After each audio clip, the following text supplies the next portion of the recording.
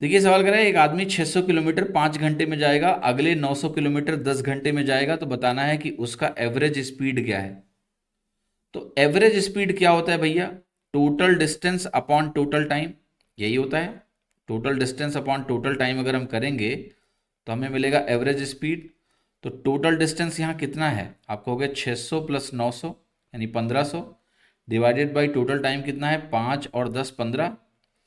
तो 1500/15 लिखूंगा मैं यहाँ पर। तो कितना आया मेरा? 100। 100।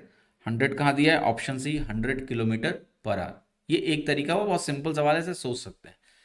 लेकिन मैं एक और तरीका बताऊंगा, जस्ट थोड़ी क्यूरोसिटी डेवलप करने के लिए। ऑल्दो इस सवाल को करना ऐसे ही क्योंकि बहुत सिंपल है, बट एक क्यूरोसिटी डेवलप करने के लिए मैं आपको कुछ दिखा रहा हूँ।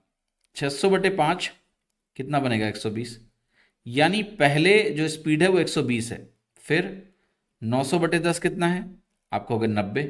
बाद में जो स्पीड है वो क्या होगी? 90।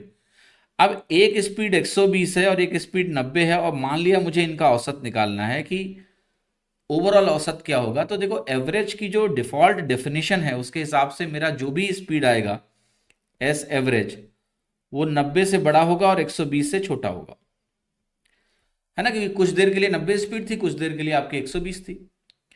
तो एवरेज स्पीड नेचुरली 90 से 120 के बीच में कहीं होगी।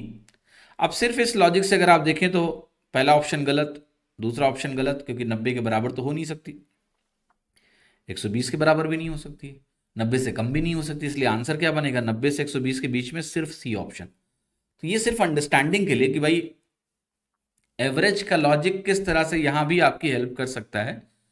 ऑल्दो मैं फिर से रिपीट कर रहा हूं, यहां पर इस सवाल को ऐसे करना नहीं है। करने का तरीका तो यही ठीक है, क्योंकि जब आपको डिस्टेंस और टाइम दोनों दिया हुआ है तो सीधी सी बात है, ऐसे करेंगे।